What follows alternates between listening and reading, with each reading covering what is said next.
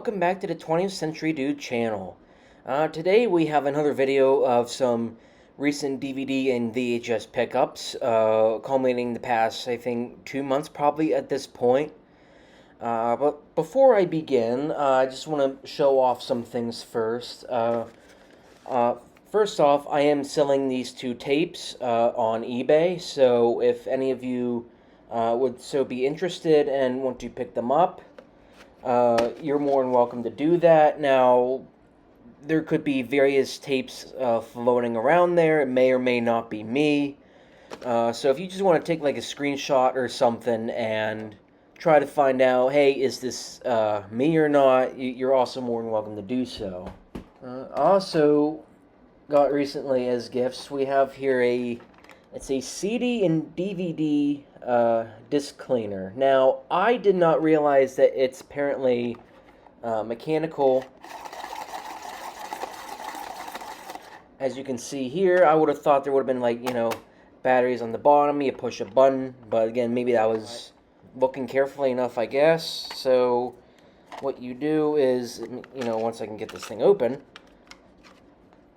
you put the disc in, and then you just use this to clean the inside of the disc. Now, this of course has some mixed results. For some discs like my Punisher, most of it's cleaned up. There's still some blemishes on the disc, but at least it's slightly more watchable now than what it used to. Others like The Incredibles, that one's probably permanently damaged. There's probably some data error or something on there that makes it a little whacked out almost. So I'm just going to have to be very careful. So some discs it does okay with, others not so much.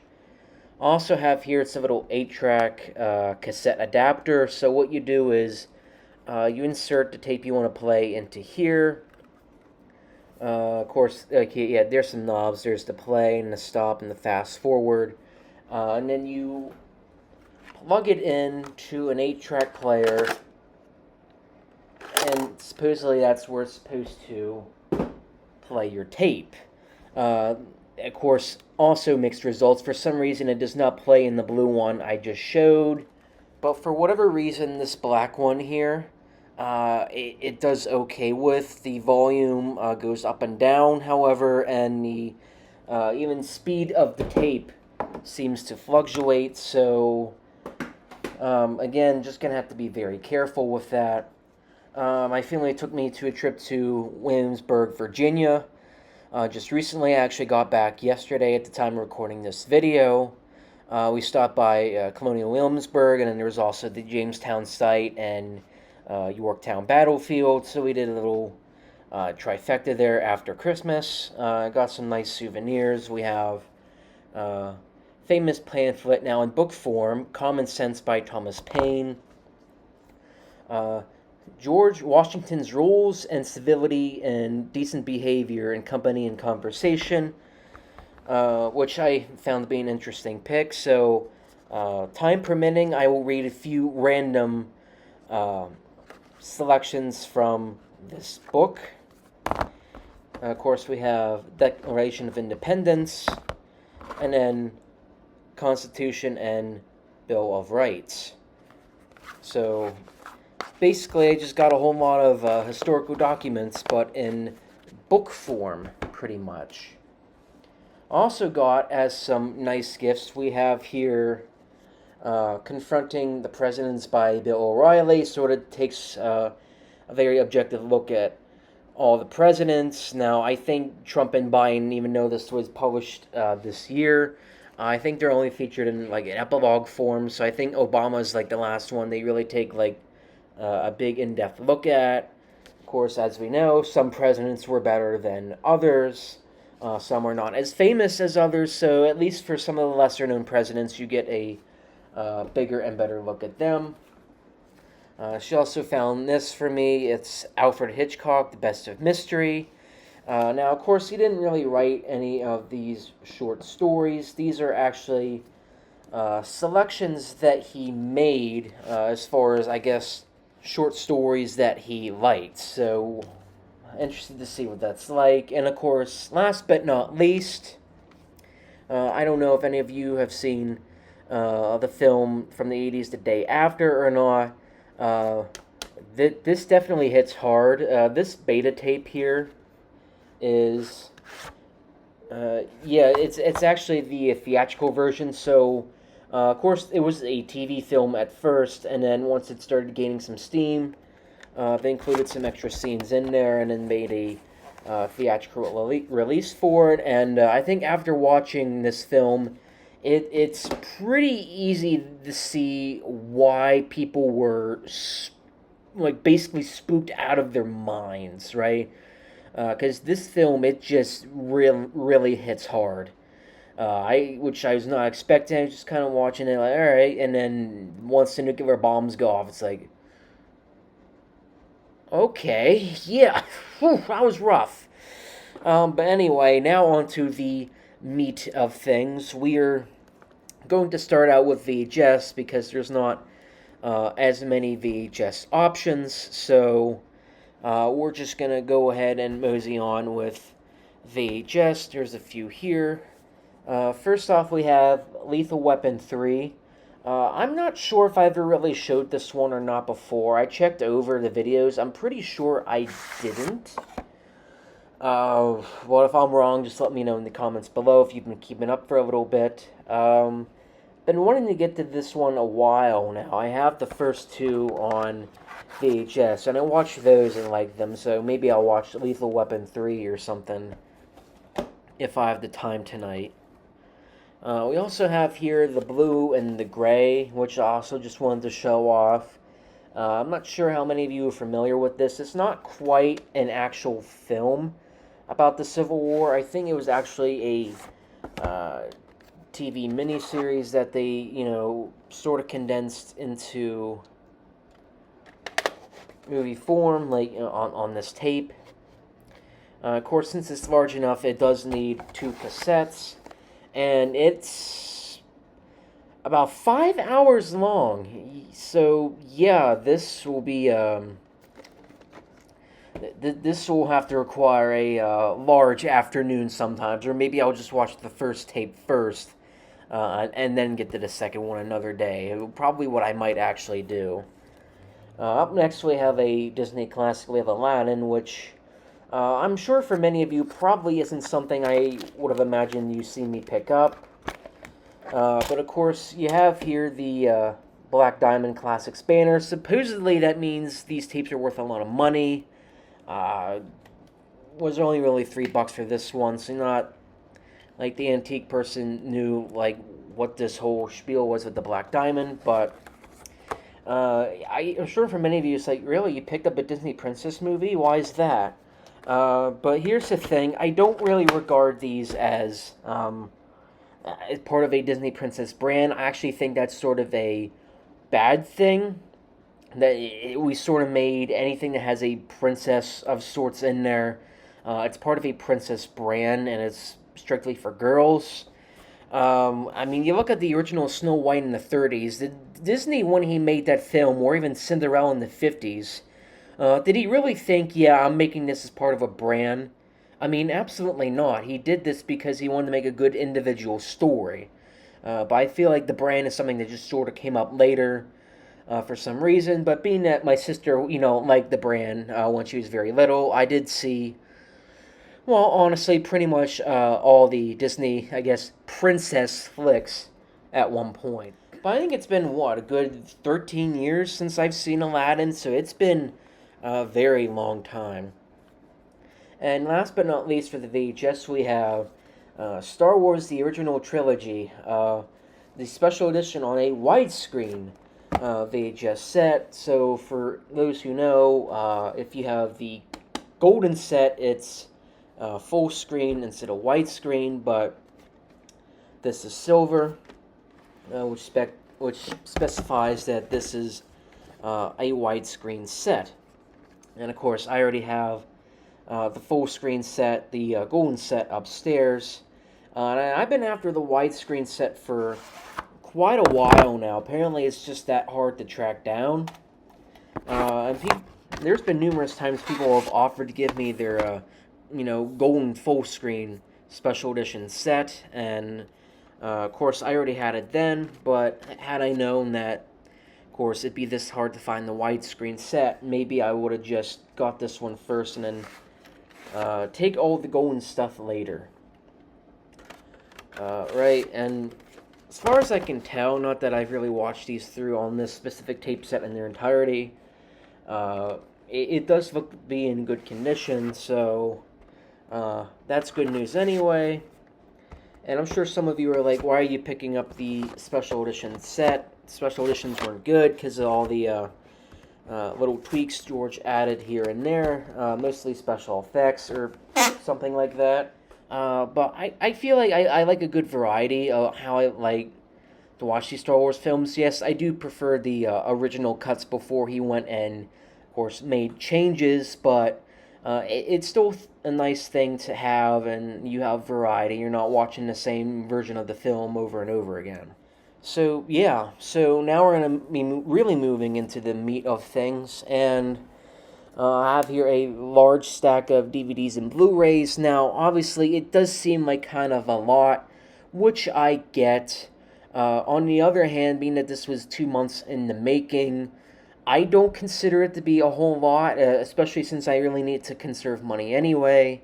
Again, some of these were gifts, some of these were things I picked up while Christmas shopping. There's a good handful I picked up. I think there's like one or two actually might be exchanges that I made with somebody else. And I have here a set of films from Japan. You may know what the company is if I bring it up. Because there's a good handful of them, I'm just going to make it a separate section for this video. We're going to call this section Ghibli for Christmas.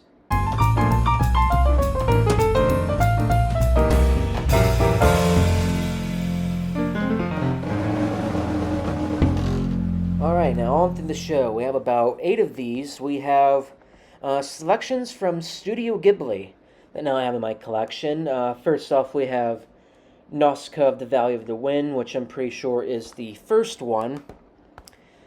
We also have here Castle in the Sky, which I actually had playing before work, so I actually have it on pause right now. So hopefully I can finish it before my shift begins. We also have here My Neighbor Totoro.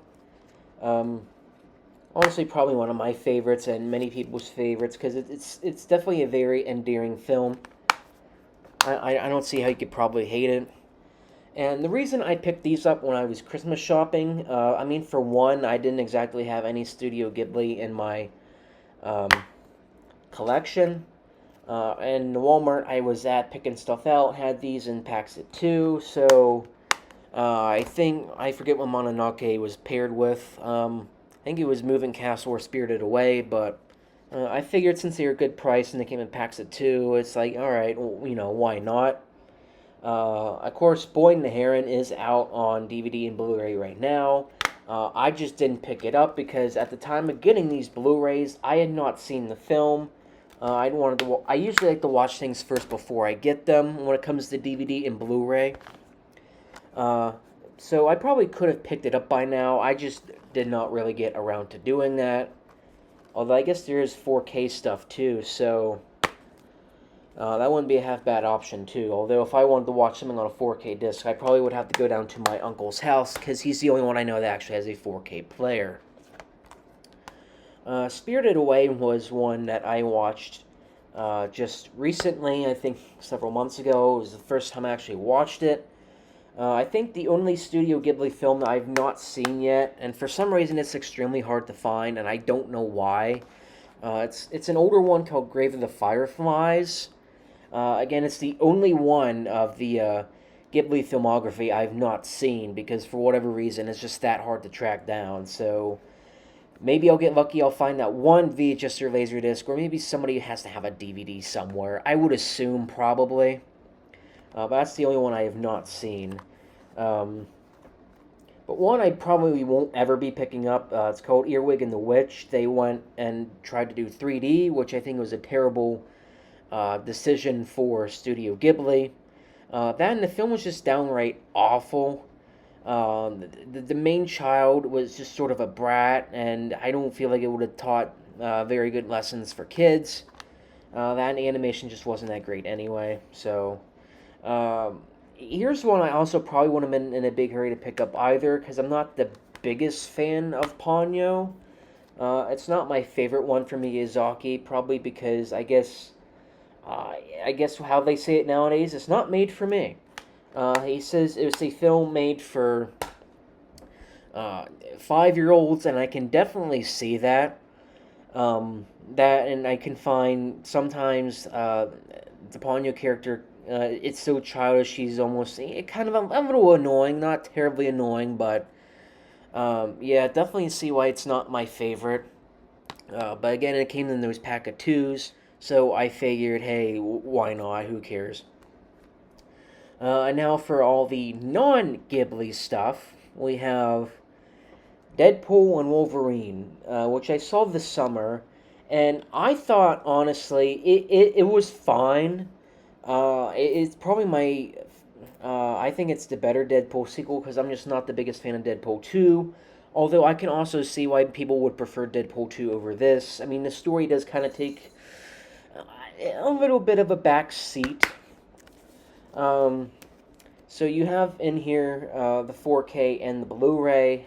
I did watch the 4K at my uncle's house again because he has a 4K player. On the other hand, I don't know, maybe it was the disc or what. It just didn't look any different from a Blu-ray, so maybe they didn't take the liberty of really upscaling it a whole lot. I don't know. Again, the movie itself, I think it's fine, considering it's one of the most decent Marvel projects we've got in recent years. I figured it was probably enough, I'll get it on a Blu-ray or something, I can't say the same for the other films releasing next year, probably not.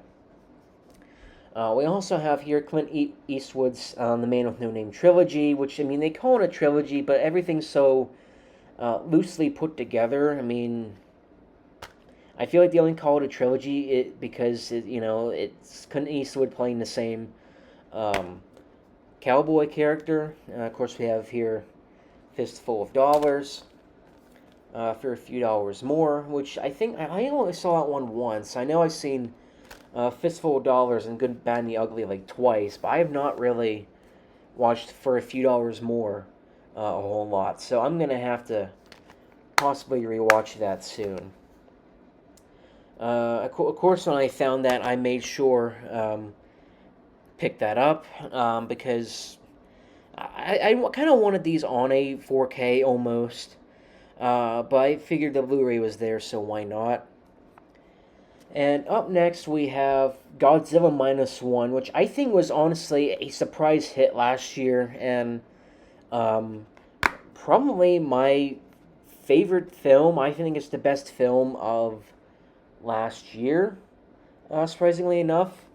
That, it's Godzilla. Usually these things are pretty silly, but then this one knocks it all out of the park. It's like, whoa, all right. So that was definitely nice to pick up. I think the main actress in the film, she's kind of pretty. Not gonna lie. And speaking of people who are extremely beautiful, we have here Grace Kelly in To Catch a Thief, the only Hitchcock movie I have on Blu-ray.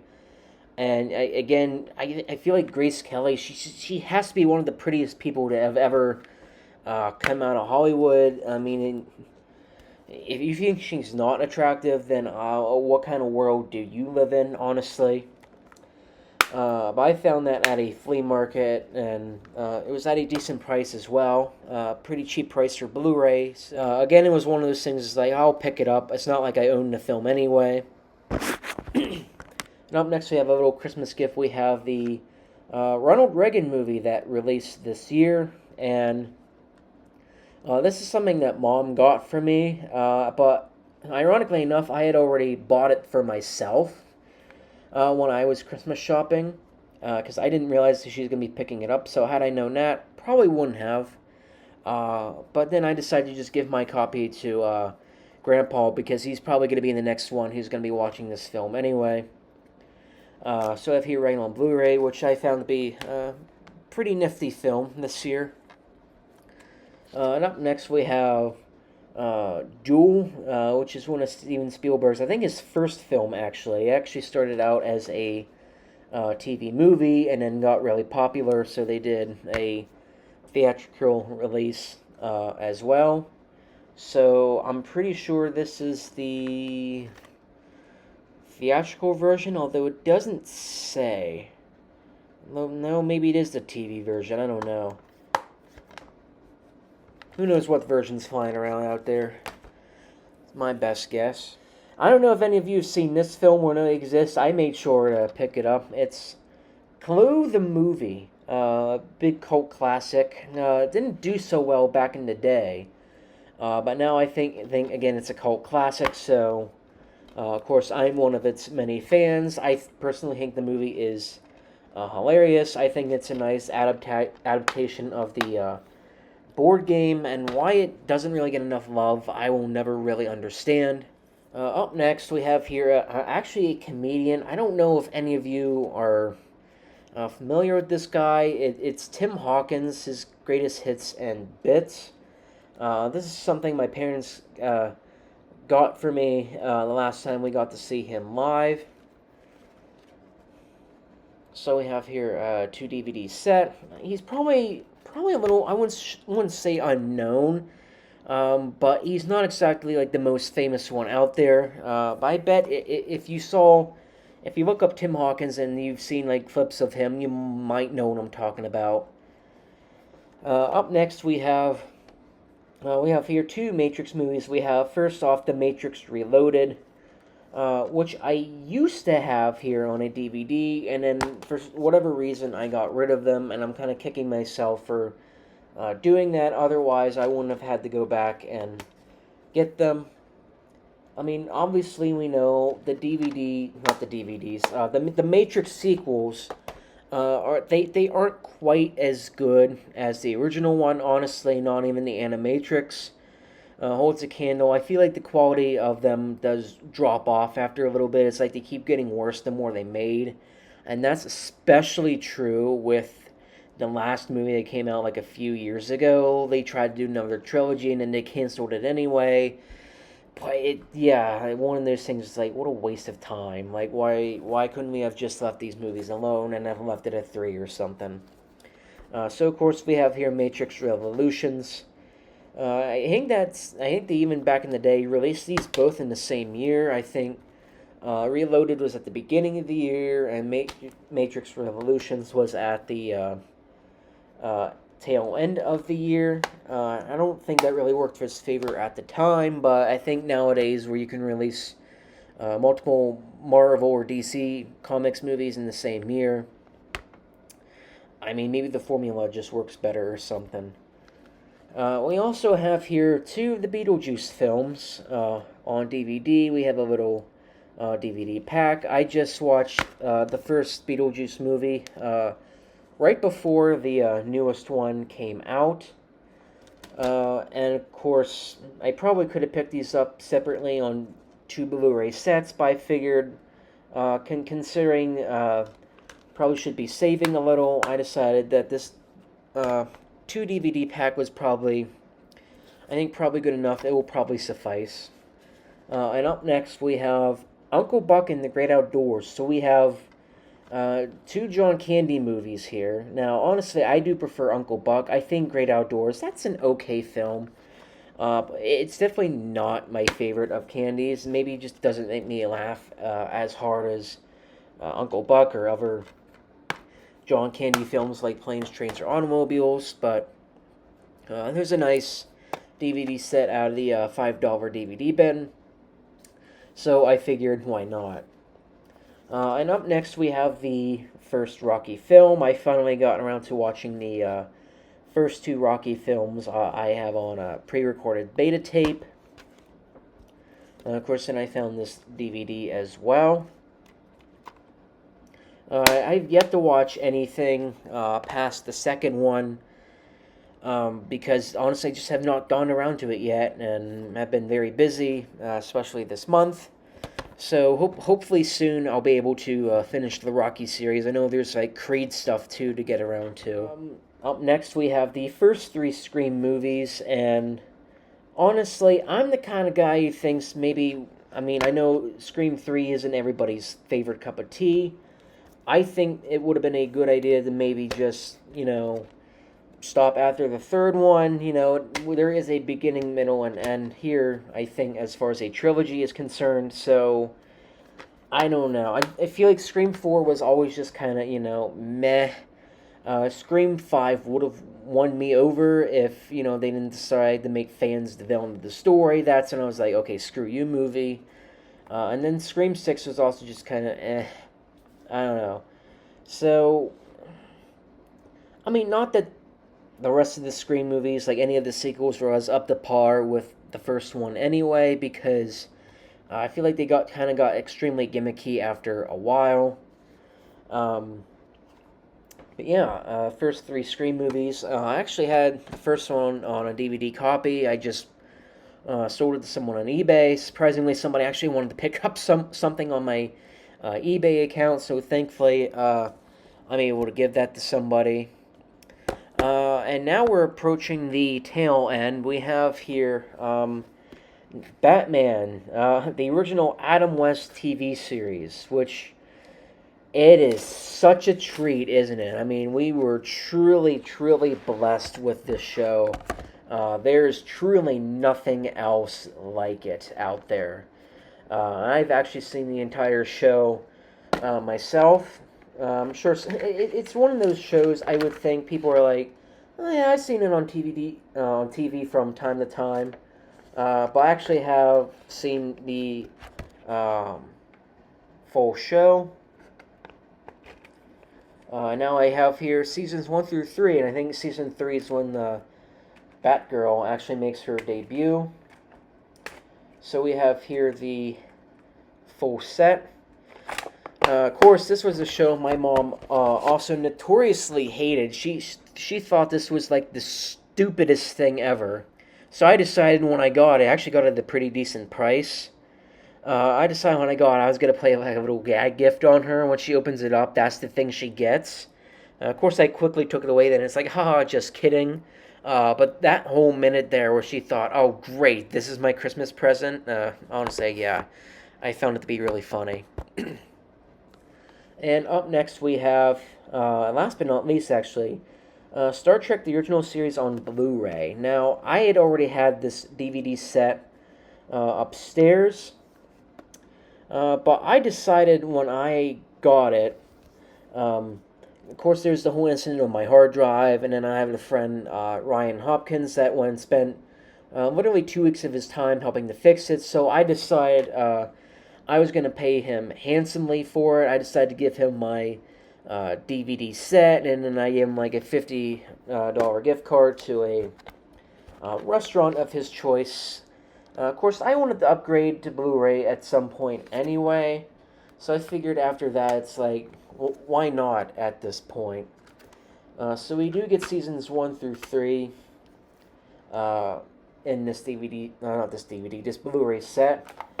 And what I didn't realize when I got it, apparently there's different ways you can watch it. You can switch between if you want to listen to the original broadcast mono track or the updated 5.1 stereo track. So you have an audio preference if you want to listen to the show that way, or you can watch it with remastered special effects or the way it was originally broadcasted, because this was also a series that also had its little special effects enhancements back in the 2000s. I think it's been broadcast that way ever since.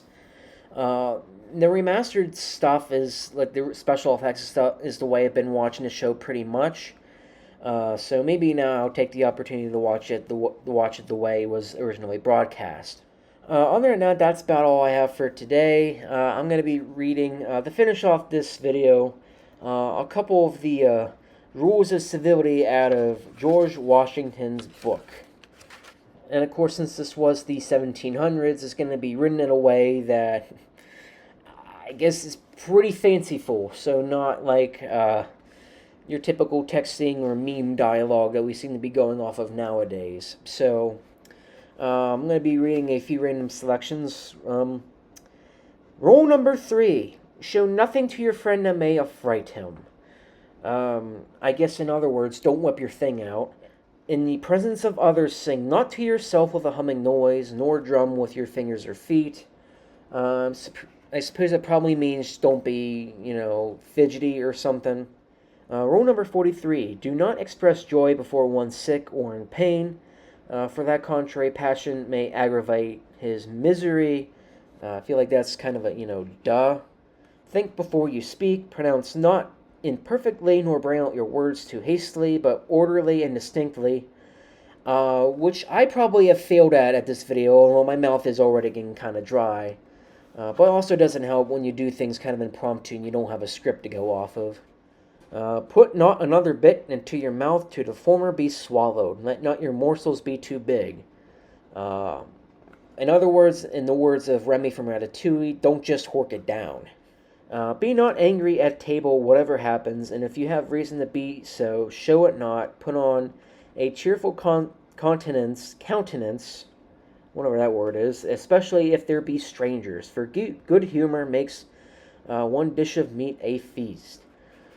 In other words, don't lose your labor to keep alive in your breast that little celestial fire called conscience.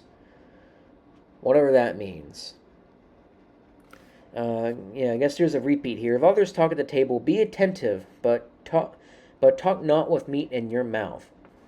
So other words, don't talk while your mouth is full.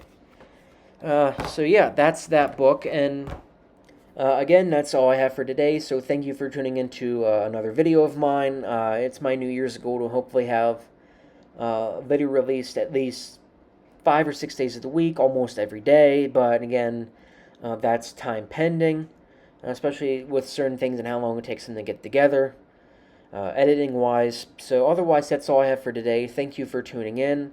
In other words, have a great rest of the day.